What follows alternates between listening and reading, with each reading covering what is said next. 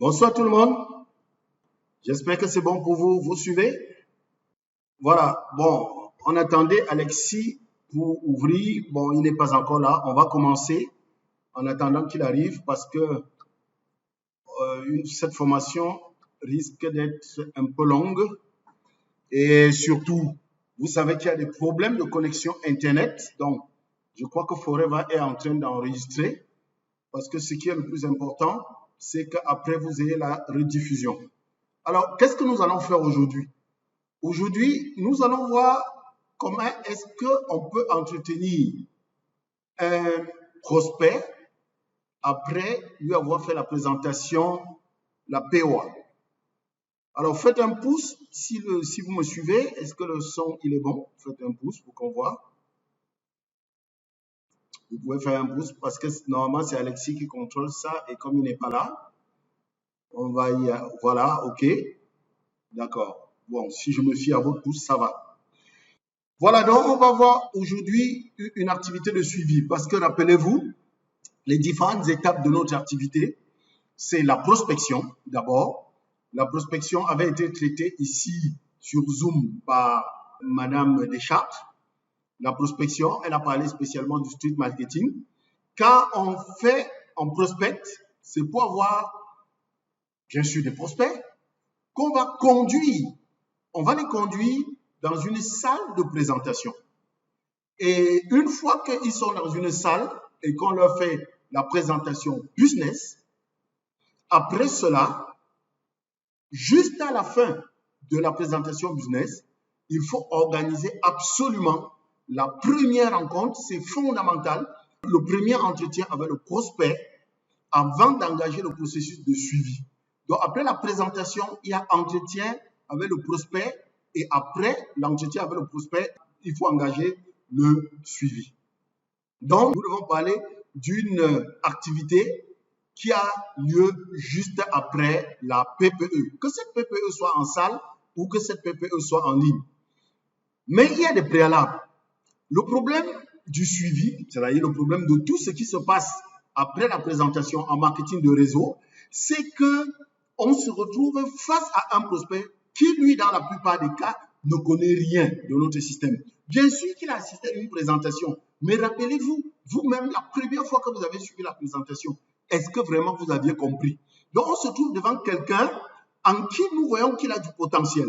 Nous voyons qu'il a des possibilités de réussir dans le business dans lequel nous voulons le mettre, mais lui, il ne comprend encore rien de tout ça. Il est dans ses habitudes, il est encore dans son ancienne vie. Non seulement il est dans son ancienne vie, mais en plus, il est tiraillé entre garder ses habitudes et changer sa vie. Voilà le problème dans lequel il se trouve. Et dans les habitudes qui sont les siennes, le problème, c'est qu'il a des insatisfactions. Un peu comme vous, un peu comme moi, la vie, le style de vie que nous avions avant Forever, nous étions insatisfaits. Et ces insatisfactions-là nous ennuyaient. Généralement, on vit des douleurs. Et ces douleurs sont dues à nos habitudes. Donc, peut-être vous êtes face à un prospect qui a des difficultés à boucler les fins du mois, ou alors il a des problèmes de foyer, il a des problèmes relationnels. Donc, il y a différents problèmes, il y a différentes douleurs qui proviennent des habitudes du prospect. Donc, la situation dans laquelle vous trouvez le prospect, c'est que c'est un prospect qui est en train de vivre des insatisfactions. Parce qu'il faut comprendre que normalement, quelqu'un qui n'a pas des insatisfactions ne peut même pas accepter venir à votre PPE, à votre présentation de projet d'entreprise. Ce sont les personnes qui sont à la recherche de quelque chose de plus dans la vie, qui en général viennent à vos invitations. Malheureusement, le problème c'est que bien que ce prospect que nous avons en face de nous soit en train de vivre les insatisfactions, il est malheureusement dans sa zone des habitudes. C'est ce qu'on appelle sa zone de confort. C'est-à-dire, il est dans une situation à laquelle il est habitué de vivre. Même si cette situation est inconfortable, c'est une situation à laquelle il est habitué. Il est habitué à vivre dans cette situation. C'est une situation qui le perturbe, mais il est habitué. Donc, pour amener le prospect de sortir de sa zone des habitudes, c'est-à-dire de sortir de sa zone de confort, on sera obligé d'actionner certains moteurs pour que ce véhicule bouge. Le premier moteur que nous allons toucher, c'est le moteur des insatisfactions. Donc, il faut qu'on discute avec le prospect pour l'amener à nous sortir ces insatisfactions, les choses qui l'ennuient, pour en ressortir ces douleurs. Et bien sûr, l'objectif, c'est que nous l'amenions à changer. Ça veut dire que nous avons pour objectif de le faire sortir de la zone de confort pour entrer dans une zone d'inconfort, parce que le changement est toujours douloureux. Le changement fait peur. Donc, vous ne devez jamais perdre de vue que changer pour un prospect, ça sera toujours un gros problème, parce que le prospect, comme tout le monde, a peur du changement. Or, exactement ce que nous lui apportons, c'est le changement. Il a peur du changement comme tout le monde. Tout le monde a peur de l'inconnu, parce que changer veut dire se lancer dans l'inconnu. Paradoxalement, ce n'est que dans ce changement-là que nous pouvons réaliser tous nos rêves. On dit, tous nos rêves, tout ce à quoi nous rêvons se trouve en dehors de notre zone de confort. Parce que la vie que nous menons actuellement est la conséquence de nos habitudes, la zone de confort. Donc, il faut l'amener à sortir de là. C'est le premier moteur, les douleurs. Le deuxième moteur, ce sont les rêves. Il va quitter les douleurs pour aller où? Donc, le deuxième moteur, dans le contenu que nous allons apporter au prospect, c'est de pouvoir amener le prospect à cheminer vers ses rêves. Nous avons identifié ses douleurs, ce qu'il veut quitter. Nous identifions maintenant ses rêves, ce vers quoi il veut aller, et nous lui indiquons que nous avons le chemin pour aller vers ce rêve-là. Donc, on a un prospect qui vit d'un côté les douleurs et de l'autre côté, il y a ses rêves. Mais notez que sur le plan psychologique, la douleur est plus forte que les rêves. D'ailleurs, il y a une expression populaire qui dit « les douleurs enseignent plus que la leçon ». Les douleurs sont plus fortes que les rêves. Avoir envie de fuir les douleurs, ça fait bouger les gens que d'avoir envie de réaliser ses rêves. Par exemple, si vous êtes assis sur une chaise en plein soleil et que le soleil vous tape, vous allez nécessairement bouger pour aller vers l'ombre. Vous allez porter votre chaise pour changer de place pour aller vers l'ombre parce que le soleil est en train de vous brûler. Mais si vous êtes chez vous, assis sur un tabouret, vous avez une télécommande et à partir de cette télécommande, vous êtes en train de visionner votre match, le match de la Champions League, un match passionnant. Et quelqu'un vient vous dire, il faut quitter le tabouret pour aller dans le fauteuil, c'est plus confortable. Et tu te rends compte que le temps que tu quittes le tabouret vers le fauteuil, tu peux perdre une action de but, une action percutante. Tu vas dire que non, laisse, ça va, c'est ça. C'est-à-dire, le fauteuil est plus confortable que le tabouret où il se trouve, mais il n'est pas prêt à quitter le tabouret pour la chaise parce qu'il est dans sa zone des habitudes. Donc, quitter la zone des habitudes par les rêves est plus difficile que de quitter la zone des habitudes par les douleurs. Nous devons donc savoir, quand on est face au prospect, qu'on doit actionner sur le moteur le plus fort, les douleurs, et le second moteur qui sont ses rêves. C'est important de le savoir. Alors, en principe, le suivi après la PPE est relativement simple. Directement après la PPE, quand on présente la PPE, un peu comme la Success Day qui a lieu samedi, si vous avez des prospects, directement après, vous allez voir que, comme ça a duré, les prospects sont pressés de rentrer. Si on peut discuter avec eux quelques minutes, c'est bon. Mais si on ne peut pas discuter avec eux, on va juste leur dire au revoir. Et quand on rentre à la maison ce soir-là, la première chose, c'est qu'on leur envoie un texto. On va leur envoyer un message.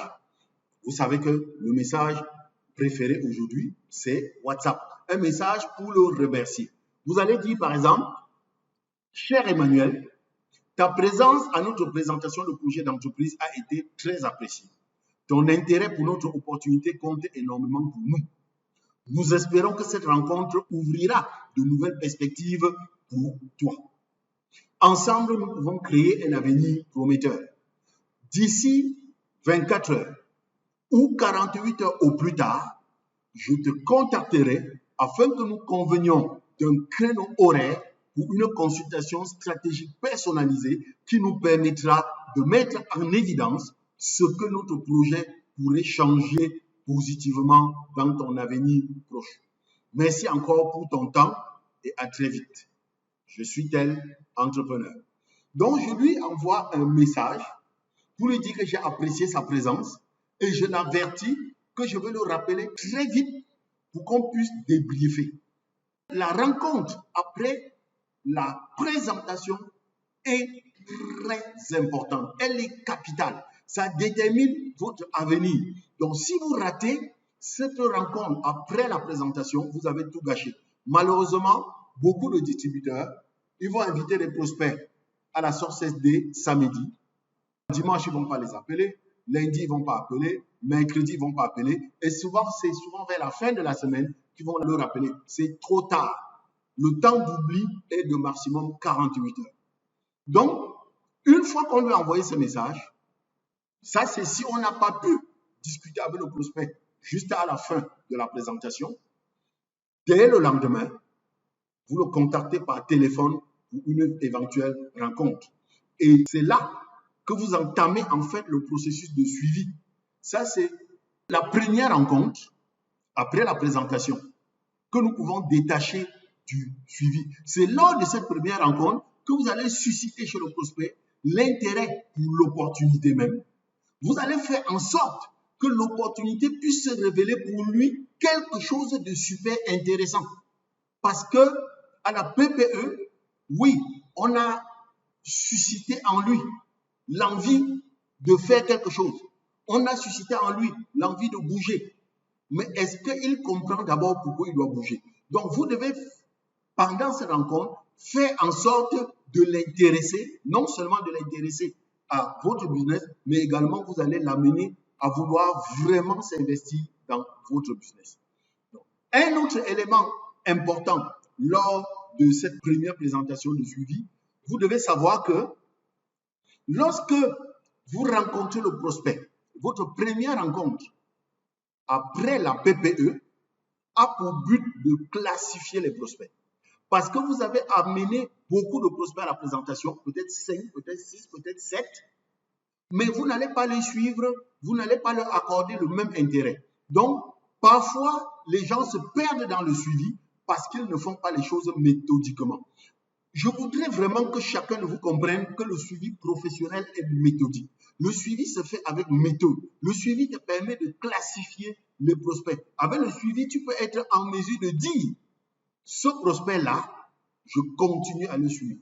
Ou celui-là, je le laisse tomber. Ou celui-là, je le mets d'abord au placard et je le ressors après. Pour cela, vous devez pouvoir utiliser ce qu'on appelle les couleurs des pommes. Utiliser les couleurs des pommes. Vous savez qu'on a les pommes vertes, on a les pommes rouges et on a les pommes pourries. 10% de vos prospects seront considérés comme des pommes rouges. Ce sont ceux-là qui vont signer sans tergiverser. C'est-à-dire, il a suivi la PPE. Juste après le premier entretien de suivi, il va être d'accord pour signer. Ceux-là représentent 10%. Ça veut dire que si vous avez 100 prospects, 10 de ces prospects seront des pommes rouges, c'est-à-dire c'est des pommes mûres. Donc, c'est des personnes rares qui vont signer l'agrément et démarrer le business. Ils ne vont pas poser trop de questions, ils vont seulement vous dire, OK, c'est bon, on commence où? Ce n'est pas le genre qui va dire, oui, il faut d'abord m'expliquer, il faut d'abord que je comprenne. Il va dire, on commence comment? Il commence tout de suite.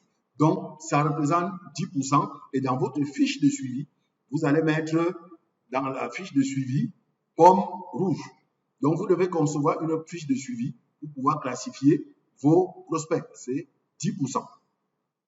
Alors, qu'est-ce qu'on fait lorsqu'un prospect est prêt à signer? Lorsqu'un prospect est prêt à signer, c'est une pomme rouge, on n'a plus rien à lui expliquer. Tout ce qu'on a à faire, c'est de signer son agrément, faire l'achat de son pack de démarrage et lancer la formation, son plan de match de démarrage. Il faut le faire démarrer tout de suite. Et je fais une parenthèse sur le démarrage parce qu'on commet souvent trop d'erreurs pour le démarrage du prospect. On passe le temps à l'amener en salle de formation, on lui fait 1 million de formations. Non, tout ce que vous avez à faire avec un prospect qui démarre, c'est une parenthèse, je précise, c'est de ressortir son besoin, son rêve. On va voir plus tard dans la suite comment est-ce qu'on identifie son besoin. Et tout de suite là, d'engager le processus pour atteindre son objectif. Donc, tout de suite, tu vas lui dire, bon, Emmanuel, dans notre causerie, on a constaté que toi, tu as démarré cette activité parce que tu veux gagner 300 000 francs de revenus supplémentaires. Et pour gagner ces 300 000 francs de revenus supplémentaires, on va rencontrer des gens à qui on va proposer les produits. Alors, tout de suite, on fait la liste des produits que lui, il va commencer à consommer parce que votre nouveau distributeur est considéré comme un client, il est traité comme un client. Tout de suite, vous faites la liste des produits qu'il va consommer. Faites qu'il consomme les produits qui ont des effets rapides. Vous vous donnez 3 jours pour le revoir et au bout de 3 jours, vous allez voir les effets de ces produits pour lui, ce que les produits ont produit pour lui. Et une fois que les produits ont produit quelque chose pour lui sur place, vous faites qu'il vous raconte ce qu'il a ressenti et vous écrivez son histoire avec lui. C'est-à-dire, vous lui montrez comment est-ce qu'il va raconter chaque fois que vous allez rencontrer quelqu'un. Et sur place, le même jour, vous faites la liste des 25 premières personnes à qui il va raconter son histoire. Et sur place, toujours, tu prends le téléphone, tu appelles les 3 premiers contacts. Tu dis, oui, c'est moi, Emmanuel. J'ai obtenu ton numéro par Jean-Marie. Jean-Marie est mon nouveau partenaire. Je lui ai fait déguster certains produits qui lui ont fait beaucoup de bien. Ça lui a fait tellement de bien qu'il a décidé de parler de ces produits à toutes les personnes qui l'aiment bien. Et le premier nom qu'il a donné, c'est votre nom. Donc, je vous appelle parce que Emmanuel et moi, on souhaite te rencontrer tel jour ou tel jour pour te parler de ces produits. Ça veut dire que, bien entendu, vous avez déjà arrêté l'emploi de temps, le timing où vous allez pouvoir rencontrer les gens. Donc, premier groupe de prospects, c'est les pommes rouges. Deuxième groupe de prospects, c'est les pommes pourries. Les pommes pourries, ce sont les prospects négatifs. Ce sont les personnes qui sont négatives. Et avec ces personnes, on ne perd pas le temps. Eux aussi, ils représentent 10%. Ils représentent 10% de vos prospects. Les personnes négatives, on les met de côté. Donc, si vous vous rendez compte qu'un prospect est négatif, vous le mettez de côté, vous le mettez dans ce qu'on appelle la liste de 6 mois. Un prospect négatif, vous allez vous rendre compte par ses prises de position. Vous allez vous rendre compte qu'il est négatif parce qu'il tourne en rond. Il tourne en rond, il ne veut pas avancer. Il est toujours en train de dire oui, mais, il faut tenir compte que oui, mais, il voit que oui, mais, tu vois. Donc, le prospect négatif, c'est celui qui vous cite, qui va vous citer toutes les raisons pour que ce business ne marche pas. Il ne va vous citer aucune raison pour que ce business marche. Il y a même d'autres qui vont devenir pour vous des donneurs de leçons.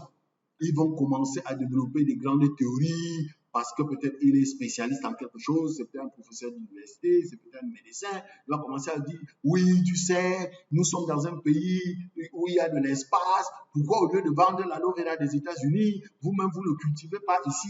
On a le bon climat, on a de l'espace, vous donnez de l'argent aux Américains. Pourquoi est-ce que... Donc ça, ce sont les prospects négatifs. Vous allez aller sur votre fiche, vous mettez pomme pourrie. Et une pomme pourrie, vous ne discutez pas, vous lui donnez, vous vous séparez de lui et vous le recontactez dans 3 ou 6 mois. Il représente 10% de vos prospects. Vous avez l'autre catégorie de vos prospects, ce sont les pommes vertes. Les pommes vertes, c'est 80% de vos prospects. Ce sont ces prospects-là qui ont besoin d'informations. Ce sont les pommes vertes. Donc, vous notez que dans notre cas de figure, si vous avez 100 prospects, 80 seront des pommes vertes. Ce sont pour la plupart des cas, comme je l'ai dit, des prospects qui ont besoin d'informations. Et c'est ici que le suivi devient intéressant. Vous allez passer beaucoup de temps avec 80% de vos prospects parce qu'ils ont besoin de plus d'informations pour pouvoir se décider. Le suivi est l'élément qui va vous permettre donc de classifier vos prospects et comme je vous ai dit, vous les classez en pommes pourries, liste des 6 mois. Pomme rouge, vous signez tout de suite et vous commencez son plan de match. Et pomme verte, pomme pourrie, 10%, pomme rouge, 10%, et pomme verte, c'est 80% de vos prospects. Donc, le suivi initial, ça se fait toujours au lendemain de la présentation d'opportunités d'affaires. Ça se fait le plus tôt possible. Un suivi initial qui se fait en soi, au bout de 72 heures, c'est déjà trop tard. Le suivi initial se fait en présentiel, ça ne se fait pas au téléphone ni sur WhatsApp. Ça ne se fait pas sur Messenger, ça ne se fait pas sur Facebook, ça se fait par contact. Ça se fait par contact. Donc, à la limite, on va tolérer que ce soit par Zoom. On va tolérer que ce soit par Zoom, mais ça doit être un contact physique. Donc, le suivi initial doit se faire en face à face ou en visioconférence. Vous devez échanger en parlant avec le prospect, pas en écrivant. Nous devons apprendre donc à effectuer le suivi parce que le suivi est très important. On nous a toujours dit que la fortune est dans le suivi. Nous devons toujours avoir en tête que c'est dans le suivi qu'il y a la fortune. Présenter l'opportunité, c'est bien. Présenter, c'est bien, mais c'est dans le suivi qu'il y a la fortune. Présenter l'opportunité, c'est un peu comme un joueur de football. Il est sur le terrain. Il slalom. C'est un attaquant qui slalom la défense et tout, et tout, et tout. C'est ça, présenter l'opportunité. Et après, on le racle. On lui donne le pénalty. Donc, vous voyez, présenter l'opportunité, c'est un attaquant qui a slalomé la défense, on l'a raté, il a obtenu le pénalty. Il faut maintenant tirer le pénalty. Imaginez un attaquant, Samuel Eto'o. Il s'est débrouillé, on lui a donné le pénalty, et au lieu de tirer le pénalty, il porte son maillot, il s'en va. Quand est-ce qu'il marquera le but? Donc, ne pas faire le suivi, c'est exactement comme un attaquant qui refuse de tirer le pénalty. Donc, c'est dans le suivi qu'on clarifie le business. C'est dans le suivi qu'on arrive à avoir de bons résultats. C'est dans le suivi qu'on arrive à nouer avec le prospect un relationnel de confiance qui est indispensable pour le passage à l'action. Sans le suivi, il faut être certain que les problèmes vont commencer à se poser. Je le précise, le suivi initial, qui est la première rencontre avec le prospect après la présentation, c'est 24 heures, au plus tard 48 heures, 72 heures, c'est trop tard. Oui, ça peut être plus de 72 heures, mais moi, je l'appelle le lendemain. Et je lui propose, quand je l'appelle le lendemain, je lui propose un rendez-vous le jour même ou le lendemain du jour où je l'appelle. C'est lui qui doit me dire non, ces 2 jours-là, je ne suis pas disponible, renvoyons à plus tard. Je ne peux pas faire la source SD. Samedi, j'ai des prospects à la source SD et mardi, je n'ai pas encore rencontré ces prospects. Je ne les ai pas encore appelés. Mercredi, je ne les ai pas encore appelés. Non, ça c'est fournir des efforts pour rien. C'est transpirer au stade pour rien. Sans le suivi, on n'est pas en train de faire cette activité. Et le suivi, c'est un entretien. Et ça aussi, c'est très important. Le suivi, c'est un entretien et nous devons savoir qu'un entretien de suivi ne sert qu'à préparer l'entretien suivant. Je répète, un entretien de suivi a essentiellement pour but de préparer le prochain entretien de suivi. Beaucoup de FBO pensent qu'après avoir présenté l'opportunité et après avoir pris le premier rendez-vous de suivi, on va tout de suite avoir un prospect qui signe. Détrompez-vous, le prospect ne va pas signer. Ça, dans tous les cas, les pommes vertes, les 80% qui sont les pommes vertes ne vont pas signer. Il faut savoir que c'est un entretien et c'est un entretien qui prépare l'entretien suivant. Donc, un bon entretien de suivi qui est réussi, c'est celui qui s'achève par un rendez-vous. Vraiment, ça c'est quelque chose qu'il faut que moi-même je me mette dans la tête. Parce que c'est un piège dans lequel je tombe encore. Quand vous faites un entretien avec un prospect, vous devez être capable de vous évaluer à la fin. Pour dire que vous avez réussi cet entretien, il faut que cet entretien se soit achevé par un prochain rendez-vous. Par un prochain rendez-vous. Un prochain rendez-vous le plus proche possible. J'ai remarqué par expérience que tous les prospects qui m'ont donné rendez-vous 1 semaine après ou 2 semaines après, je n'ai plus mettre la main sur eux. Donc, ça ne doit pas être un rendez-vous éloigné. Et il faut insister sur le fait qu'en tant que FBO, vous devez éviter de vous laisser gagner par l'impatience. Je sais que c'est notre maladie. Nous sommes impatients. Le FBO qui fait le suivi, ce n'est pas seulement pour dire il faut qu'il signe. On voit des FBO qui entretiennent un prospect, à la fin de l'entretien, ils sont déçus. Très déçus parce que le prospect n'a pas signé. Non, ce n'est pas comme ça que ça se passe. On ne doit pas faire un entretien en ayant en tête il faut qu'il signe vite, vite. Non, vous devez plutôt vous dire je suis en train de lui donner de la matière. Je suis en train de l'exposer à notre business. Je suis en train de l'exposer à notre modèle économique. Je suis en train de faire le suivi. Je suis en train de le suivre de près. Donc, nous sommes en train de lui permettre d'en savoir plus. Et c'est effectivement ce que vous êtes en train de faire. Parce que le prochain cours, je ne sais pas si c'est le prochain ou l'après, que nous allons faire, c'est sur le suivi proprement dit, les techniques de suivi. Parce que je vous ai dit, il faut séparer le suivi du premier entretien. C'est vrai que le premier entretien, c'est toujours un entretien de suivi, mais il faut le séparer. Il faut séparer le premier entretien après la PPE de l'action même de suivi. Parce que le premier entretien est capital. Si vous ratez le premier entretien, vous ne pourrez pas faire le suivi. Donc, on va faire la prochaine formation sur le suivi. Donc, lorsque l'entretien commence, vous devez seulement vous dire que cet entretien qui commence là, le prospect qui est devant moi là, l'objectif de ce que je suis en train de faire, c'est de préparer l'entretien qui va suivre celui-ci. Je dis ça parce que c'est très important. La plupart de nos prospects, une fois qu'on les a rencontrés, on n'arrive plus à mettre la main sur eux. Parce que nous avons mal fait l'entretien et ça a bloqué les prochains entretiens. Ainsi, vous devez savoir qu'un prospect moyen démarre après 4 à 6 entretiens. Un prospect pomme verte démarre après 4 à 6 entretiens. Ça veut dire que si vous avez un prospect qui démarre tout de suite après la présentation d'opportunité, si vous avez une pomme rouge tout de suite, alors sachez que c'est un cas exceptionnel. Les pommes rouges sont des cas exceptionnels. Il faut, dans ce cas, vous applaudir. Il faut rendre grâce à Dieu lorsque vous avez un prospect pomme rouge.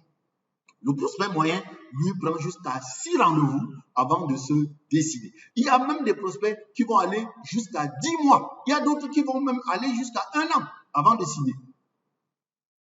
C'est ça. Ne soyez pas étonnés. Donc, lorsque vous avez intégré ces éléments, vous vous rendez compte que le suivi ne doit pas être un moment où vous vous impatientez. Vous ne devez pas vous laisser gagner par l'impatience. Le suivi ne doit pas être un moment pendant lequel vous vous dites il faut qu'il signe tout de suite. Donc, globalement, le suivi, c'est l'entretien avec un prospect et après, vous donnez un rendez-vous, encore un autre rendez-vous et puis après, un autre rendez-vous, tout en sachant qu'un prospect moyen prend 4 à 6 rendez-vous pour signer. C'est très important d'arriver à ce niveau de compréhension du suivi. Vous devez surtout savoir à l'avance, quand vous êtes face à un prospect, vous devez savoir à l'avance comment ça va se passer le suivi. Vous devez savoir ce qui se passe dans l'univers du prospect au moment où vous le rencontrez pour la consultation. Il est dans quel type d'univers? Vous devez connaître la caractéristique ou les caractéristiques principales de votre prospect. Et sachez que quand vous êtes face à un prospect, il y a plusieurs éléments qui sont fondamentaux pour vous. Premier élément. Premièrement, quand vous êtes face à un prospect, il y a ce que le prospect veut. Deuxièmement, il y a ce que le prospect ne veut pas. Vous devez le savoir avant d'engager l'entretien. Alors, premièrement, qu'est-ce que le prospect veut? Vous devez savoir que le prospect qui est devant vous veut être libre. Il veut rester libre. Il veut pouvoir agir librement. Donc, tenez compte du fait que le prospect qui est devant vous, il est venu à la présentation. Vous lui avez dit que vous devez le mettre dans un business, mais sachez que le business que vous lui proposez va entrer en conflit avec sa liberté. Parce que c'est quoi? C'est un prospect qui est peut-être dans un boulot. Il fait ce boulot de 8h à 16h. Il a un patron. Il n'est pas libre de gérer sa journée comme il veut. Une fois qu'il a fini sa journée, il rentre chez lui, il a des obligations familiales, il a une épouse ou il a un époux et il ne peut pas faire ce qu'il veut. Et puis, peut-être, il a de temps en temps son after work, ces petits 2 heures ou 3 heures où il est libre d'aller couper une avec ses amis, comme on dit. Et puis, tu viens lui présenter un business. Et tu lui expliques que le business qu'il va faire, c'est dans les petits 2 heures ou 3 heures qu'il avait de libre que tu vas insérer ce business. Donc, sois conscient que quand tu lui proposes ce business va s'incruster dans sa zone de liberté. Ça va s'incruster dans ce dans quoi il a le contrôle de sa vie. Parce que depuis qu'il est marié, il n'a plus le contrôle de sa vie. Depuis qu'il est employé, il n'a plus le contrôle de sa vie. Il n'y a que peut-être 2 heures par jour où il est le patron de sa vie. Et tu viens dire que tu vas mettre un business là-bas. Sache que tu dois le gérer avec tact, sinon tu seras en conflit avec sa liberté. Et si tu le pousses, ça ne marchera pas. Tu peux peut-être l'influencer et il obéit, mais il va lâcher très vite. Ça, c'est le premier point. Donc, premier point, le prospect veut continuer à se sentir libre.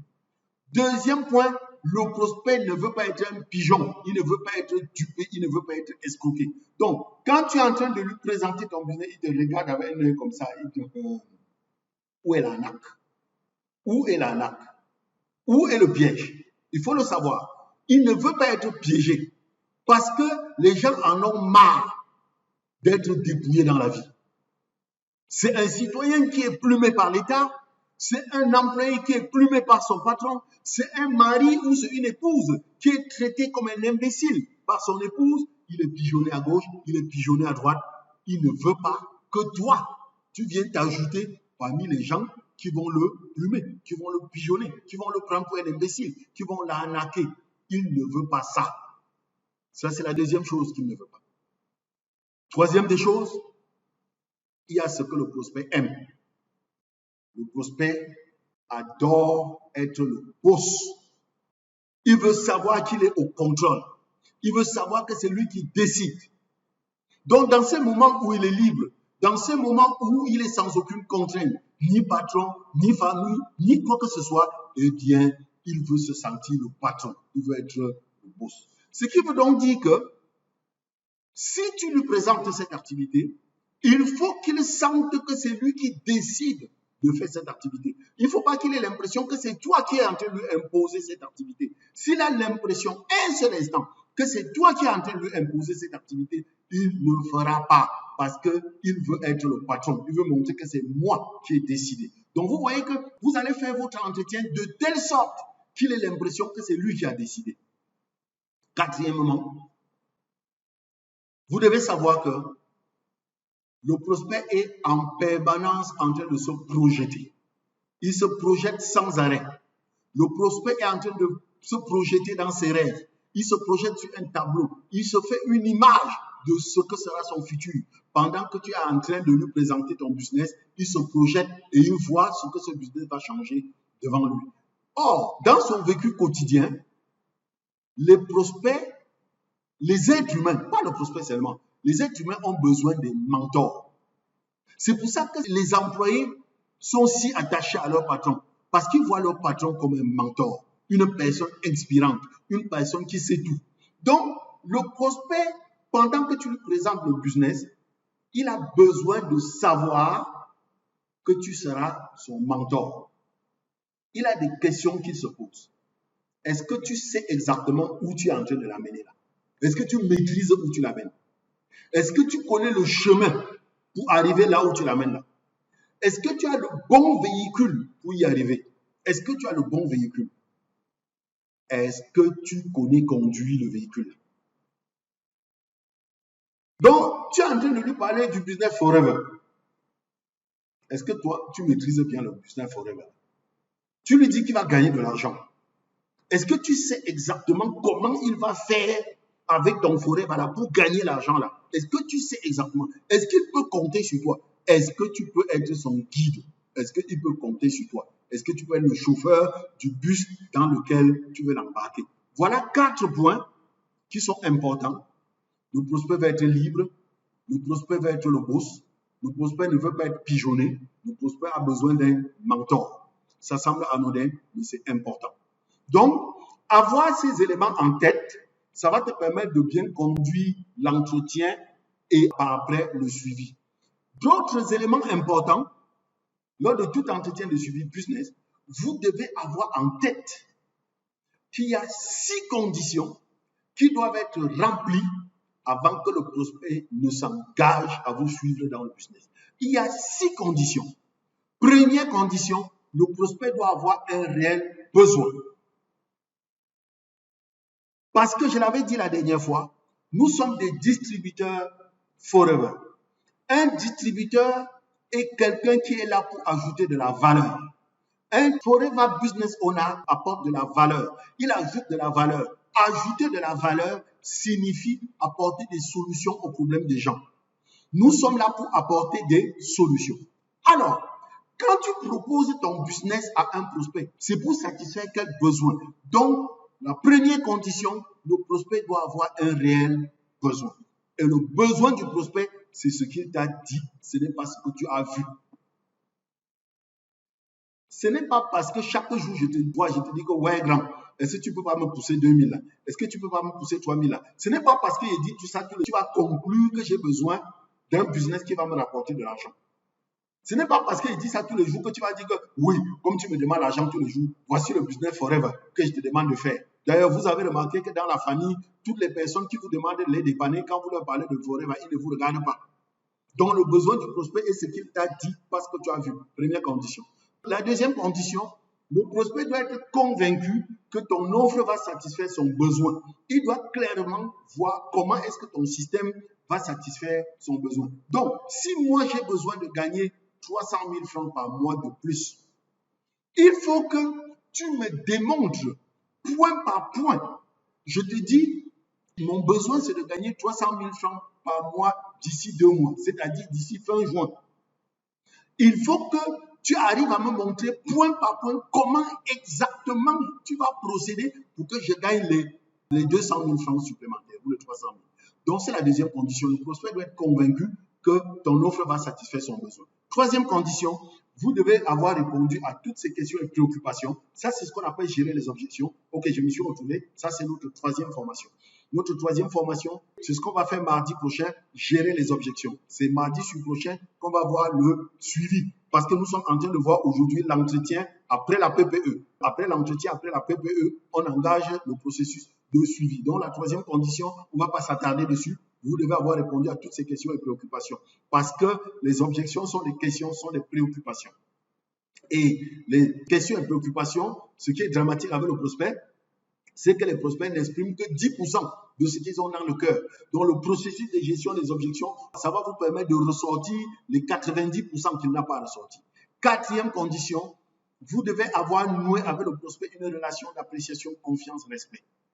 Je dis toujours, cette quatrième condition n'est pas la quatrième en réalité, c'est la première. Parce qu'il faut que votre prospect vous apprécie. Il faut qu'il vous voie. Il faut qu'il sente que vous êtes quelqu'un qui lui apporte de la valeur. Il faut qu'il vous fasse confiance avant d'ouvrir son cœur pour vous dire quel est son besoin. Sinon, il ne va pas vous le dire. Pour que le prospect s'ouvre à vous, pour que le prospect vous dise quel est son besoin, il faut que le prospect vous apprécie. Il faut que le prospect sache que vous êtes là pour son bien et non pour votre bien. Et pour que le prospect s'engage derrière vous, je dis, il faut que le prospect sente que vous êtes un bon mentor. Cinquième condition, le prospect doit être suffisamment emballé pour avoir envie de s'engager. Oui, le prospect doit être touché sur le plan émotionnel pour avoir envie de s'engager. Parce que ce que vous devez savoir, c'est que les êtres humains prennent des décisions sur le coup de l'émotion. Les êtres humains prennent les décisions sur le coup de l'émotion, pas sur la raison, et ils utilisent la raison pour expliquer. Les êtres humains fonctionnent exactement comme au PMUC. Vous voyez dans les jeux du hasard, quand il gagne, il vient vous dire qu'il avait bien calculé. Tu avais bien calculé quoi sur le jeu du hasard. Donc, le prospect prend des décisions sur le coup de l'émotion. Et dans le business, l'émotion est créée par la PPE. Franchement, nous devons savoir que le but de la PPE, c'est de créer un choc émotionnel. Si pendant la PPE, on ne crée pas l'émotion, ça ne marchera pas. Le premier but de la PPE est de créer un choc émotionnel. Voilà ce qui est important que nous devons savoir. Et sixième condition, et c'est peut-être ça la condition la plus importante, le prospect doit être convaincu qu'il sera capable de faire la même chose que vous. Le prospect doit être convaincu qu'il sera capable de faire la même chose que vous. Parce que si un seul instant, le prospect a l'impression qu'il ne sera pas capable de faire ce que vous êtes en train de faire, il ne vous suivra pas. Et par rapport à ça, vous devez savoir qu'il y a des freins qui empêchent un prospect de s'engager. Et vous devez désactiver ces freins-là. Le premier frein, c'est le coût. pour accéder au succès. Quel est l'investissement de démarrage chez vous? Quel est le coût? On peut dire qu'en marketing de réseau, ce n'est pas un frein très important parce que, comme nous le disons nous-mêmes, nous sommes dans une franchise à taille humaine. La vérité, c'est que le niveau d'investissement qu'il faut pour démarrer dans notre business est petit. Donc, ce n'est pas un frein important. Le deuxième frein, c'est le temps pour accéder au succès. En combien de temps est-ce qu'il va rentabiliser son investissement? Il y a beaucoup de gens qui vous disent, non, le problème n'est pas les 366 000 ou les 280 000 là pour acheter les produits. Le problème, c'est si j'achète, je vais retrouver mon argent quand. Ça, c'est un frein. Le temps pour accéder au succès, ça prend combien de temps? Est-ce qu'il arrivera à vendre les produits? Est-ce qu'il arrivera à recruter? Ça, ce sont des freins. Vous devez savoir que même s'il ne le dit pas, il a des freins. Le troisième frein, c'est la difficulté à accéder au succès. Donc, premier frein, le coût. Deuxième frein, le temps. Troisième frein, la difficulté. Quel est le travail à faire? Est-ce qu'il sera capable de faire le travail que tu lui demandes de faire? Si, par exemple, le prospect a l'impression que pour réussir dans votre business, il faut être un talentueux, il faut être un Samuel Eto'o, il va hésiter à s'y engager. Donc, vous devez être capable, pendant l'entretien, d'expliquer clairement à votre prospect le type d'accompagnement que vous allez lui apporter et surtout, vous devez lui présenter le système de succès que vous dupliquez. Quand vous recrutez quelqu'un, vous procédez comment pour qu'il réussisse? Vous procédez comment? Qu'est-ce que vous lui donnez? Qu'est-ce que vous lui apportez comme aide? Quelle est la checklist? Quelles sont les conditions qui doivent être réunies pour qu'il gagne? Tout ce que je viens de citer là, ce sont les préalables. Maintenant, si vous avez ces préalables en tête, vous pouvez commencer l'entretien à proprement parler. J'ai dit que l'entretien, c'est en face à face ou bien à la limite par Zoom. Si l'entretien est par Zoom, vous devez vous préparer. Si l'entretien est par Zoom, assurez-vous que vous êtes dans un endroit calme. Assurez-vous que vous avez la connexion. Assurez-vous que vous avez un stylo ou un bloc-notes. Même quand c'est en tête à tête, vous devez vous assurer que vous avez un stylo ou un bloc-notes. Surtout, faites le vide dans votre tête. Libérez-vous de l'attachement d'aboutir à un oui. Ne pensez pas que le prospect que vous rencontrez là, c'est pour qu'il vous dise oui. Le prospect que vous rencontrez, c'est pour lui donner des informations afin de passer à l'étape suivante. Donc, libérez-vous de la contrainte d'attendre un oui. Libérez-vous des frustrations des anciennes rencontres. Débarrassez-vous de tous les blocages émotionnels. Peut-être c'est votre troisième entretien de la journée et les deux premiers se sont mal passés. Ne transférez pas dans votre troisième entretien les déceptions des deux premiers entretiens. Donc, quand c'est en Zoom, au cas où, après 3 minutes, 4 minutes, ou bien même 3 minutes avant, vous l'appelez pour lui dire, il est temps de vous connecter. Il est temps de vous connecter. Ça, c'est si ça se passe par Zoom. Alors, quand il se connecte, vous commencez donc par « Hey, Emmanuel, comment ça se passe ta semaine? D'où est-ce que tu m'appelles aujourd'hui ?» Parce que par Zoom, on ne sait pas à partir d'où la personne appelle. D'où est-ce que tu m'appelles aujourd'hui? Est-ce que ça va bien de ton côté? Bon, est-ce que tu es prêt pour qu'on commence? Ça, c'est le préalable si c'est par Zoom. Maintenant, si c'est en tête à tête, si c'est en présentiel, bien sûr, vous le saluez, ok, merci d'avoir pris de ton temps pour te présenter à cette rencontre et félicitations déjà d'être parvenu jusqu'à ce point. Voilà. L'objectif de l'échange que nous allons mener aujourd'hui, c'est de t'aider à parvenir à une résolution. L'objectif de cet entretien, c'est de t'aider à prendre la décision la meilleure pour toi. La décision qui sera la meilleure pour ton bien-être, pour ton avenir ou pour ta vie. Pour cela, je voudrais tout de suite te rassurer en te révélant qu'à la fin de notre parcours, quelle que soit la décision que tu prendras, elle sera bonne pour nous. Écoutez, votre plus grand adversaire, c'est non. N-O-N. Il est très difficile pour un être humain de dire non. C'est très facile pour un être humain de dire oui, mais très difficile de dire non. Donc, tous les blocages que nous avons après l'entretien, c'est parce que le prospect ne sait pas comment nous dire non. Quand le prospect ne sait pas comment nous dire non, il nous donne des rendez-vous, il ne se présente pas, on l'appelle, il ne décroche pas, il nous donne rendez-vous, on part, il n'est pas là, etc., etc. Il nous esquive. Donc, sachez que c'est très difficile pour un prospect de dire non. C'est pour ça que tu commences l'entretien par lui expliquer que s'il dit non, ce n'est pas un problème. Donc, ok, merci d'avoir pris de ton temps pour te présenter à cette rencontre et félicitations déjà d'être parvenu jusqu'à ce point. L'objectif de cet échange que toi et moi nous allons avoir est de t'aider à parvenir à une résolution. Donc, je souhaite que tu prennes une décision qui est la meilleure pour toi. La décision qui va être la meilleure pour ton bien-être, la décision qui va être la meilleure pour ta vie, pour ton avenir. Et pour cela, il faut que je te rassure tout de suite que à la fin de notre discussion, quelle que soit la décision que tu vas prendre, elle sera une bonne décision pour moi.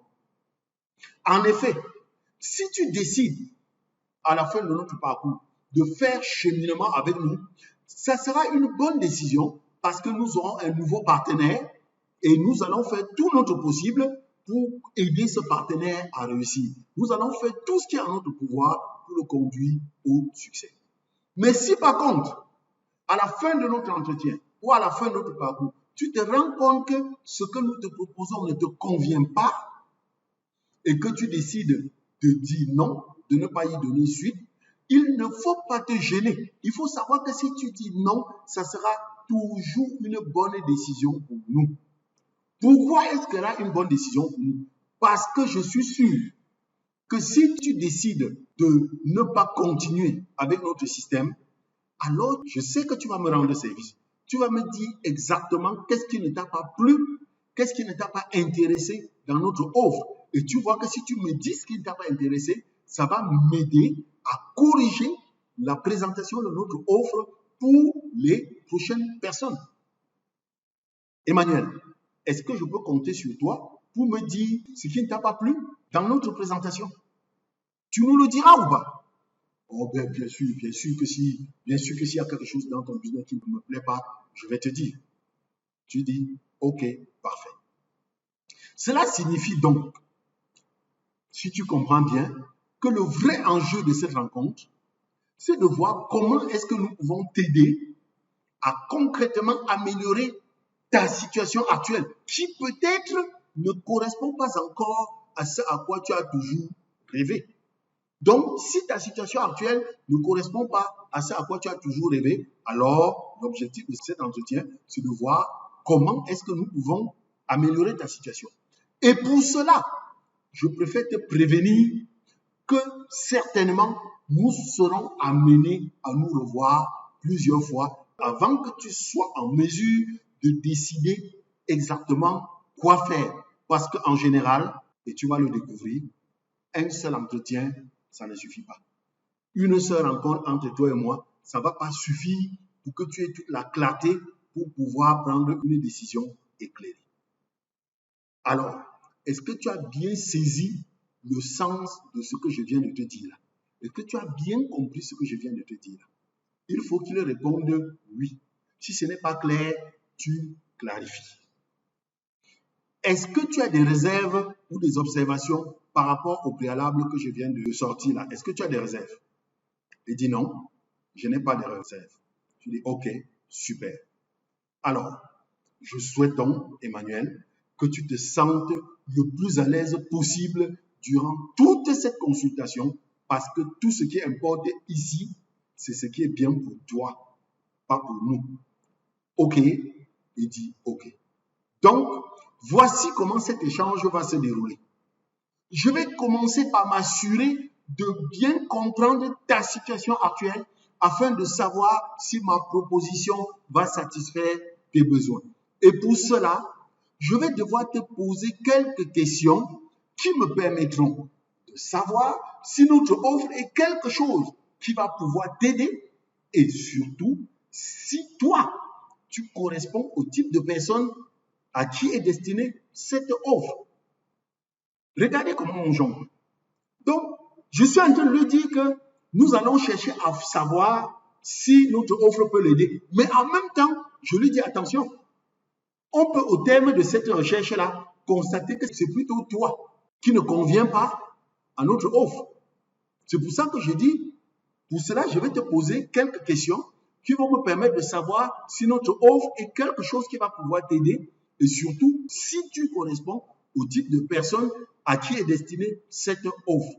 Et je préfère te le dire déjà, car tu le verras dans tous les cas. Ce modèle d'affaires, il n'est pas adapté à tout le monde.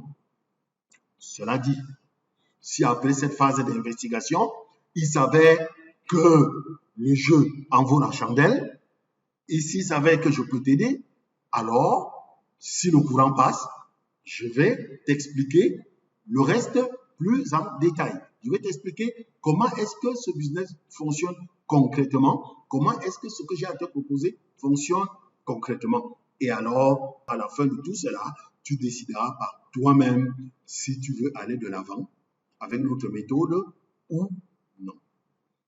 Est-ce que ça te convient toujours jusqu'ici? Vous attendez qu'ils disent oui, ça me convient et vous continuez. Troisième partie. Donc, première partie, c'était les préalables. Deuxième partie, l'introduction. Troisième partie, découvrez ce qui a motivé votre contact à caler un rendez-vous avec vous. Qu'est-ce qui a fait que votre contact accepte de prendre rendez-vous avec vous? Parce que n'oubliez pas, c'est un rendez-vous que vous calez après qu'il a assisté à la PPE. C'est ici que tu vas poser à ton prospect la question du suivi initial. C'est une question très importante. Si c'est un rendez-vous qu'il avait pris en ligne, tu vas dire, alors Emmanuel, dis-moi, qu'est-ce qui t'a motivé à prendre du temps dans ta journée pour planifier ce rendez-vous avec moi? Ce cas de figure, ça ne vous concerne pas beaucoup. Le cas de figure qui vous concerne, c'est celui qui a accepté le rendez-vous après avoir suivi la PPE. C'est le cas de figure auquel vous serez habitué. Vous allez donc dire, alors Emmanuel, dis-moi maintenant, qu'est-ce qui t'a le plus plu dans tout ce que nous avons présenté l'autre jour? Qu'est-ce qui t'a le plus plu dans tout ce que nous avons présenté l'autre jour? Écoutez, j'ai dit tout à l'heure qu'à la fin de la présentation, le prospect peut être pressé de partir. Mais il peut aussi arriver qu'à la fin de la présentation, vous ayez quelques minutes avec le prospect. C'est la même question que vous allez lui poser. Alors, monsieur, madame, qu'avez-vous le plus aimé après avoir suivi cette présentation de projet? Qu'est-ce que vous avez le plus aimé? Le script est clair, la question est claire. Posez la question quant à savoir ce que la personne a le plus aimé. Ne posez pas la question de savoir est-ce que ça vous a plu? Est-ce que vous avez aimé? Non, ce n'est pas comme ça qu'on pose la question. On pose la question, qu'est-ce que vous avez aimé? Et maintenant, quand vous avez posé la question, vous donnez les détails, quelques détails, parce qu'il faut toujours, vous savez, quand vous posez des questions brutes comme ça, très souvent le cerveau calme. Il faut lui donner quelques biscuits. Qu'est-ce que vous avez le plus aimé? Est-ce le fait d'avoir plus de temps libre? Est-ce le fait de créer sa propre entreprise? Est-ce l'idée de disposer d'un système de succès? Est-ce l'idée de gagner un revenu complémentaire? Est-ce l'idée de prendre soin de son bien-être? Est-ce l'idée de s'occuper de sa santé et de sa beauté? Qu'est-ce que vous avez le plus aimé? Et il va donc vous dire, moi, ce que j'ai aimé, c'est. S'il vous dit, ce que j'ai aimé, c'est les produits, vous savez donc désormais que c'est un prospect produit. Donc, vous allez toujours jouer sur le temps que vous avez. Vous allez voir si vous pouvez approfondir la question tout de suite ou bien si vous allez prendre rendez-vous. Si la présentation a pris trop de temps, vous dites, OK, on va prendre rendez-vous pour discuter de ce que les produits peuvent vous apporter. L'idéal, c'est que si vous avez remis la main sur le prospect à la fin de la présentation, fixer rendez-vous avec lui sur place. S'il dit, c'est l'idée de gagner un revenu complémentaire qui m'a intéressé, c'est l'idée de créer ma propre entreprise qui m'a intéressé, alors vous prenez rendez-vous avec lui. Voilà, prenons donc rendez-vous pour que je vienne vous montrer exactement comment est-ce que ce business va vous permettre de gagner un revenu complémentaire. Ça, c'est si vous avez la possibilité de discuter avec lui à la fin de la présentation. Si vous n'avez pas la possibilité de discuter avec lui à la fin de la présentation, vous l'appelez le lendemain et vous fixez rendez-vous avec lui. Et c'est pendant ce premier entretien que vous posez la question. Mais rappelez-vous, dans l'un ou l'autre cas, vous devez lui envoyer un message de salut le soir de la présentation. Donc, si vous dites, c'est les produits que j'ai aimés, alors, ça veut dire que c'est un prospect produit. Donc, directement dans ma tête, je vois comment je vais faire un entretien produit avec lui pour qu'il devienne plus tard mon client ou bien même un client abonné. Maintenant, s'il dit, c'est l'idée de gagner un revenu complémentaire ou c'est l'idée de créer ma propre entreprise, puisque vous êtes en entretien, tu continues donc à la deuxième question. En quoi est-ce que créer ta propre entreprise va t'apporter le plus? En quoi est-ce que le fait de créer votre propre entreprise vous sera utile? Ou bien il dit, c'est être mon propre patron. Et tu lui demandes, il y a quel avantage à être ton propre patron? Il dit, gagner plus d'argent. Tu lui demandes, mais qu'est-ce que gagner plus d'argent? Qu'est-ce que gagner un revenu complémentaire vous permettra de faire demain que vous n'arrivez pas à faire aujourd'hui?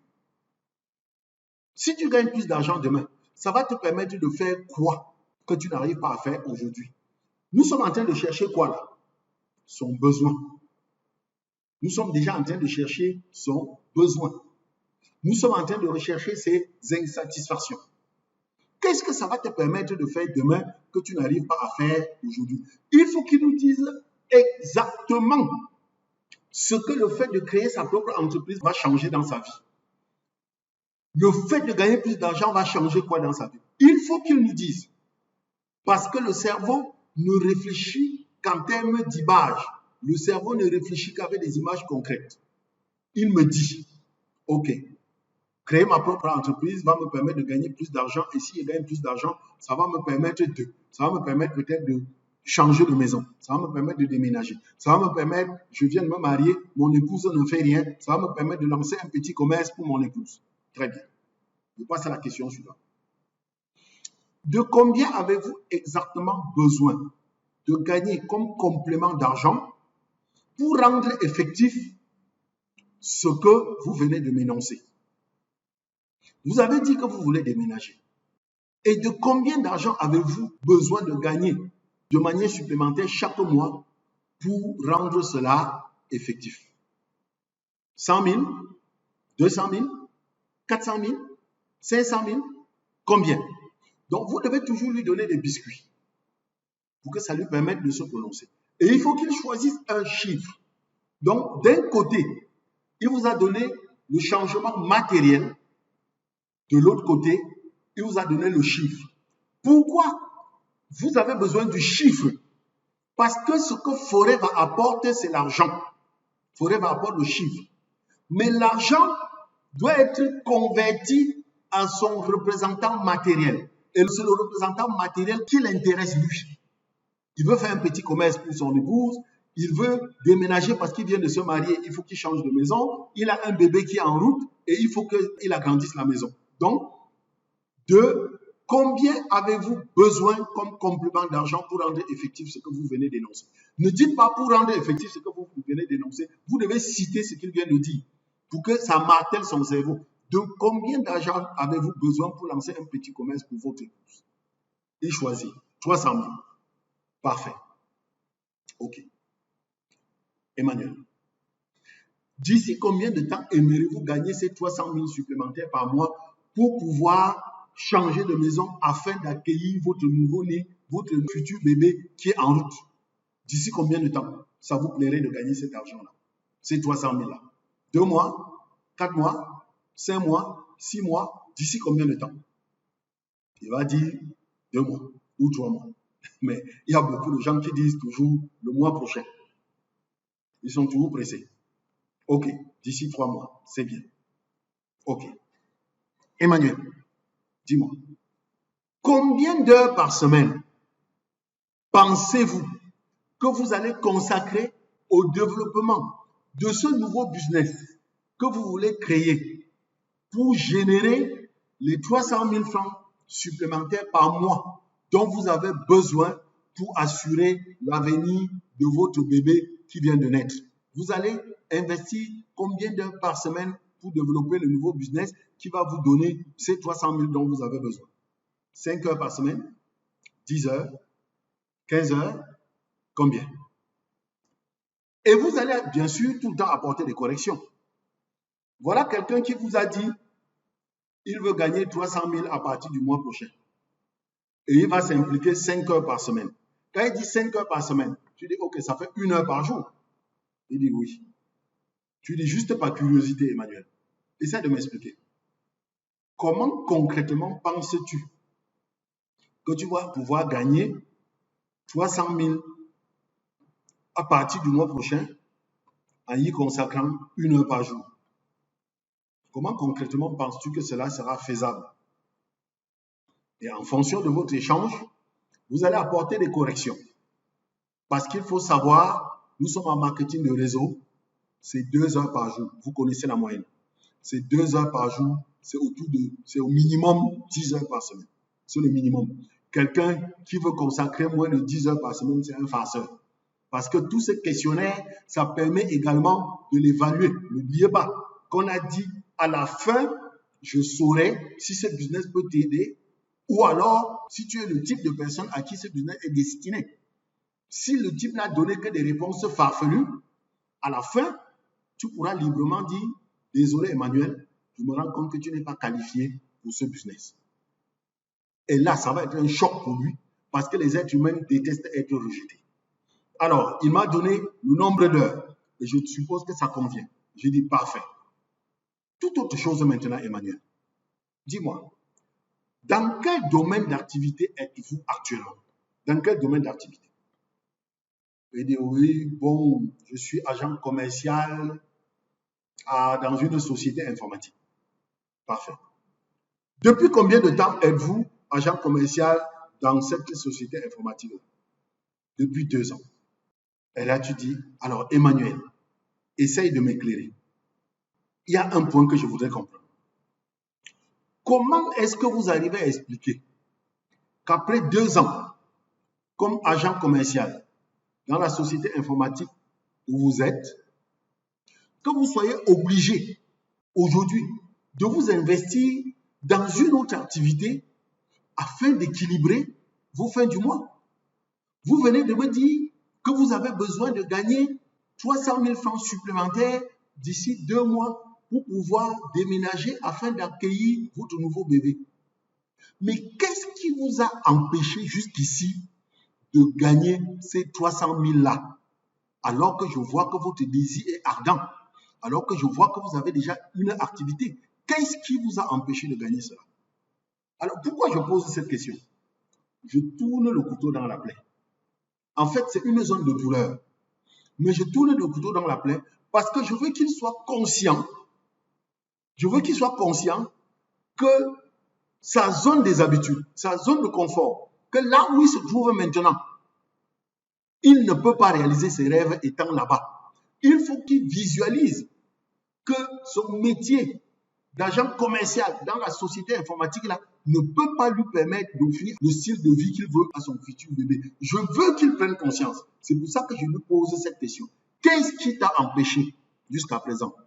Il va dire, oh, parce que le salaire est petit, ou parce que je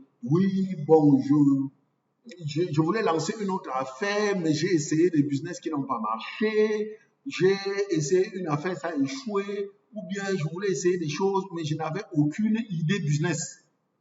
Il faut qu'il me décrive ses échecs, ses limites. Il me décrit ses limites. Une fois qu'il m'a décrit, j'ai dit, alors Emmanuel, dis-moi, qu'est-ce que ça te fait? Quel est le sentiment que vous éprouvez de constater que vous avez ardemment besoin de 300 000 pour monter un petit commerce à votre épouse et pourtant, vous n'y parvenez pas parce que le salaire que vous gagnez dans la société informatique où vous êtes agent commercial est insuffisant. Qu'est-ce que ça vous fait? Qu'est-ce que vous ressentez face à cette situation? Vous ressentez quoi? De voir que jusqu'à présent, vous n'avez pas pu transformer en réalité votre ardent désir. Comment vous sentez-vous face à ce blocage? Je veux qu'il me dise qu'il est frustré. S'il me dit qu'il ne ressent rien, ça veut dire qu'il n'est pas qualifié. N'oubliez pas, j'ai dit, les douleurs sont plus puissantes que les rêves. Son rêve, c'est de gagner 400 000. Son rêve, c'est de gagner 300 000. Mais quelle est la douleur qu'il ressent de ne pas gagner les 300 000? S'il ne ressent aucune douleur, ça veut dire qu'il ne fournira jamais d'effort pour gagner les 300 000. S'il ne ressent aucune douleur. S'il dit, c'est le Cameroun, non? S'il ne gagne pas, ça fait quoi? Je me contente. Je lui dis, tu n'es pas qualifié. Il faut qu'il ressente une douleur parce que c'est la douleur qui fait bouger. Maintenant, il me ressort sa douleur. Il me dit qu'il est frustré. Il dit, ok, Emmanuel. Maintenant que vous m'avez révélé que le fait pour vous de ne pas pouvoir gagner les 300 000 francs mensuels supplémentaires dont vous avez besoin pour créer un petit commerce à votre nouvelle épouse est pour vous une source de frustration. Laissez-moi vous demander ceci. Et si je vous certifiais que grâce à l'opportunité qui vous a été présentée l'autre jour, je peux vous aider à gagner les 300 000 francs supplémentaires dont vous avez besoin pour lancer le petit commerce de votre épouse d'ici 2 mois en vous accompagnant 10 heures par semaine, c'est-à-dire 2 heures par jour. Si je vous certifiais cela, alors, sur une échelle de 1 à 10, où 1 signifie ça ne m'intéresse pas, et 10 signifie je suis partant tout de suite pour bâtir mon affaire avec votre accompagnement. Où vous situez.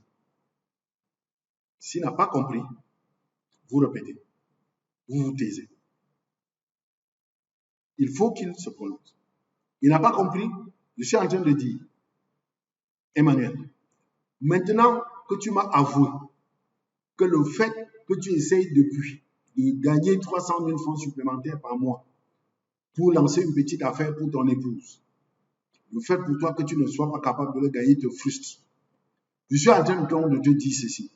Si je te garantissais que grâce au business qu'on t'a présenté l'autre jour, je peux t'aider à gagner d'ici 2 mois, à partir de 2 mois, les 300 000 dont tu as besoin en t'accompagnant 10 heures par semaine. Sur une échelle de 1 à 10, où 1 signifie je ne suis pas partant et 10 signifie je suis prêt à démarrer mon business avec ton accompagnement tout de suite. Tu te situes où? Et là, il va se situer. S'il dit qu'il ne peut pas se situer, c'est un farceur. Maintenant, s'il se situe, ne stressez pas. Toute réponse au-dessus de 1 est une bonne réponse. Parce que 1 signifie ça ne m'intéresse pas. De 2 à 8 signifie j'ai besoin de plus d'informations. 10 signifie c'est bon.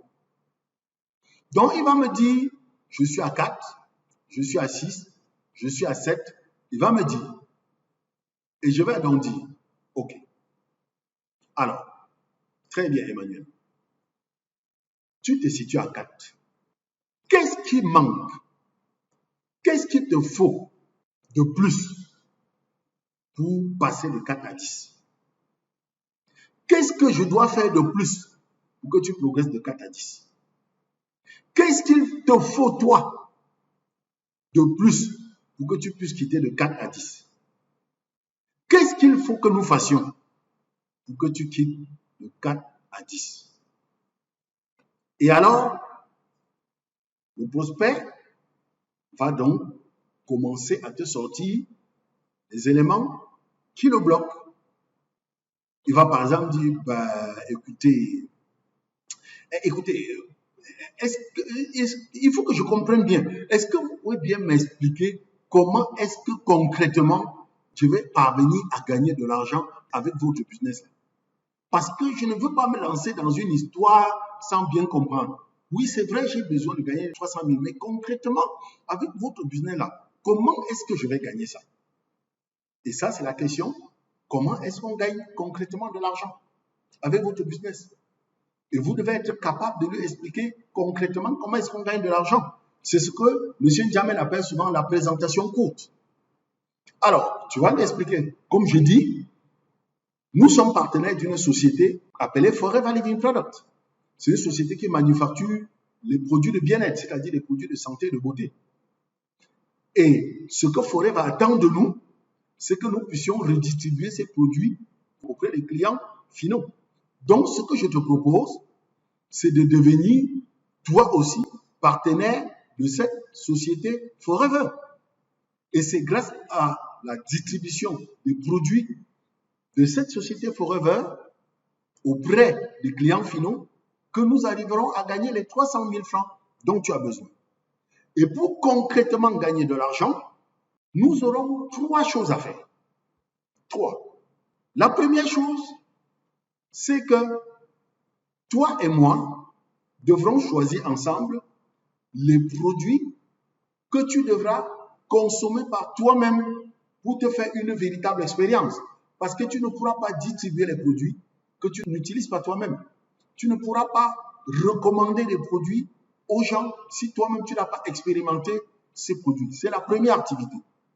C'est utiliser toi-même les produits de cette société. Une fois que tu auras utilisé ces produits, on pourra passer à la deuxième activité. La deuxième activité, c'est que toi et moi, on va s'asseoir ensemble, identifier les personnes à qui tu souhaites raconter les bienfaits que tu as ressentis en utilisant les produits de ta société partenaire. Et nous commencerons par établir une liste de 25 personnes. Nous allons établir une petite liste de 25 personnes. Nous allons ensemble prendre rendez-vous. Je vais prendre les premiers rendez-vous avec les personnes de ton répertoire et nous allons aller ensemble rencontrer ces personnes. Sur place, tu vas montrer à la personne qui est ton contact les produits que tu as consommés, lui raconter les bienfaits de ces produits et moi, je vais me charger de lui donner des explications sur les produits. Et s'il arrive qu'il achète, alors il faut savoir que ton contrat de partenariat stipule que sur chaque produit vendu, tu gagnes autour de 35%. Concrètement, le bidon jaune que tu vois là, qui est notre produit phare, nous l'achetons. En tant que partenaire, tu l'achèteras à 13 500 et tu le revendras à 19 000. Donc, sur chaque bidon jaune, tu gagneras autour de 5 500. Tu comprends donc qu'il suffira que toi et moi, on arrive à écouler 300 000 francs divisé par 500 000 francs, ça fait autour de... Et tu prends la calculatrice, tu divises, je ne sais pas combien ça va faire une soixantaine. Donc, tu vois, si nous arrivons à écouler, je n'ai pas fait le calcul, hein, si nous arrivons à écouler, toi et moi, l'équivalent de 60 bidons jaunes par mois, alors tu vas gagner les 300 000. Voilà comment on va gagner. Mais par expérience, je peux te dire tout de suite, par expérience dans cette affaire, il est difficile d'écouler plus que l'équivalent de 40 bidons. Donc, on peut se dire que toi et moi, si nous exploitons véritablement le temps qu'il faut, si tu es disponible, si tu es engagé, je peux te garantir que nous arriverons à vendre l'équivalent de 40 bidons par mois. Si tu fais 40 bidons, l'équivalent de 40 bidons fois 5 500, ça veut dire que nous arriverons à gagner 220 000 francs par mois. Tu vois toi-même que ça n'atteint pas encore les 300 000 que tu veux gagner. Et c'est là qu'intervient la troisième activité que tu as à faire dans ce business. Comme troisième activité, toi et moi, on va s'asseoir, on va identifier ensemble, dans ton entourage ou dans tes connaissances, dans ton relationnel dans tous les cas, les personnes qui, comme toi, souhaitent gagner un complément de revenus. Et toi et moi, nous allons aller rencontrer ces personnes. Tu vas leur expliquer comment est-ce que tu as démarré un nouveau business qui, jusqu'ici, t'a permis de gagner tant, parce qu'avant qu'on ne rencontre ces personnes, on aura déjà peut-être vendu quelques produits. Tu vas leur expliquer comment tu as démarré un nouveau business qui te permet de gagner des revenus complémentaires et tu es venu lui montrer ce que tu fais. Et moi, qui suis là pour t'accompagner, je vais prendre la parole pour lui expliquer exactement comment ça se passe, cette activité. Comment est-ce que lui aussi, il peut démarrer la même activité et gagner un revenu complémentaire si tant est qu'il a besoin d'un revenu complémentaire. Ainsi, chaque fois que nous parviendrons, c'est-à-dire toi et nous, à trouver une personne qui accepte à faire cela, on dira que tu as affilié un nouveau partenaire.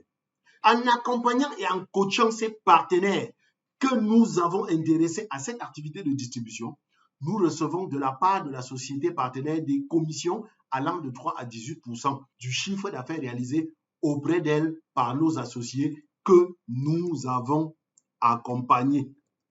Ainsi, chaque fois que nous parviendrons, c'est-à-dire toi et nous, à trouver une personne qui accepte à faire cela, on dira que tu as affilié un nouveau partenaire. Et nous aurons besoin comme ça d'affilier 15 à 20 partenaires pour que tu commences pleinement à gagner des revenus automatiques, c'est-à-dire des revenus passifs générés par les commissions d'accompagnement et de coaching. Alors, Emmanuel, est-ce qu'avec ces explications, c'est plus clair pour toi la manière dont tu vas parvenir à gagner de l'argent? Est-ce que tu as compris un peu plus de quelle manière est-ce que tu vas gagner de l'argent? Tu as compris comment ça va se passer pour que tu gagnes de l'argent? S'il dit oui, j'ai compris, tu dis est-ce que tu es maintenant à 10? Oui, bon, non, pas encore. Je ne suis pas encore en 10 parce que il me faut encore quelques détails. Il me faut encore quelques détails. Dis-moi, les produits, on les prend et on vend avant de revenir verser l'argent à la société ou on paye directement? Et je lui réponds, mais on paye cash. Chaque produit qui est payé, est-ce que cela te pose un problème? Il peut par exemple me répondre, mais bien sûr que ça pose un problème. Parce que, dis-toi, et si je n'arrive pas à vendre les produits, qu'est-ce qui va se passer? Si j'achète les produits et je n'arrive pas à les vendre, qu'est-ce qui va se passer? Vous voyez, il est encore en train de me sortir une objection. Là, je suis en train de vous sortir comme ça les choses courantes que je rencontre. Ok. Si je comprends bien, au point où nous sommes parvenus, tu es en train de me demander comment est-ce que concrètement, comment est-ce que tu feras pour trouver les gens qui vont acheter tes produits. C'est ça ou pas? Oui, si je ne trouve personne à qui vendre les produits, je vais faire comment? Donc, tu es en train de te demander comment est-ce que tu vas faire pour trouver les gens à qui tu vas proposer tes produits. C'est bien ça. Ok, je comprends ce que tu ressens. J'avais ressenti la même chose jusqu'à ce que je découvre qu'en fait, dans ce business, tu n'es jamais seul. Tu as à ta disposition un système de succès et un système de coaching de tous les instants qui t'accompagne jusqu'à ce que tu deviennes à ton tour autonome et que tu sois capable de coacher à ton tour tes partenaires. Est-ce que tu permets que je te montre ce que j'avais découvert? Il va dire c'est vrai. Alors, quel est le problème ici? Vous lui avez dit que vous allez l'accompagner pour vendre les produits. Il est d'accord. Mais la question qui est dans sa tête, c'est vous allez l'accompagner où? Vous allez l'accompagner voir qui? Bref, où est-ce qu'il va trouver des gens? Et vous savez que c'est la question qui saute dans la tête des prospects. Où est-ce qu'il va trouver les gens? Parce que généralement, beaucoup vont vous dire, oh, moi, je ne connais personne. Oui, je ne connais personne. Donc, vous devez être capable de lui expliquer le système de succès que vous dupliquez. Parce que le nœud de notre business, c'est la prospection. Si vous ne pouvez pas avoir chaque jour des gens à qui parler, vous n'allez pas réussir.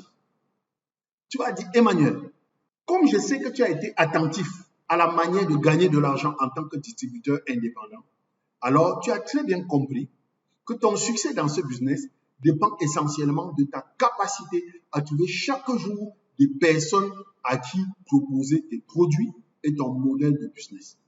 Cela signifie que pour que le business que tu as créé dans le domaine de la distribution puisse grandir et te permettre de rapidement gagner les 300 000 dont tu as besoin pour créer un petit commerce à ton épouse, tu dois absolument disposer d'un système qui te permette de trouver de nouvelles personnes chaque jour.